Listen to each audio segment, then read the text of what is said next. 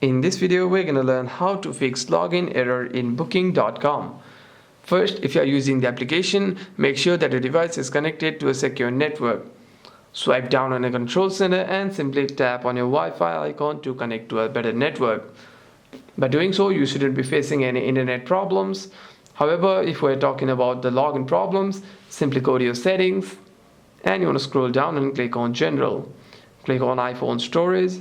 And you want to start scrolling and navigate yourself to the booking.com application. Click on Show All, and here's the app we're looking for. Simply tap on it and click on Offload App. Click on Offload App again and simply reinstall the application.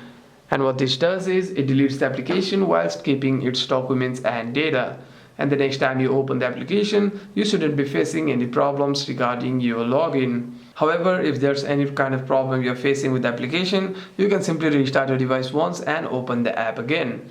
Hope this video was helpful, and if you have any further questions, make sure to leave a comment down below.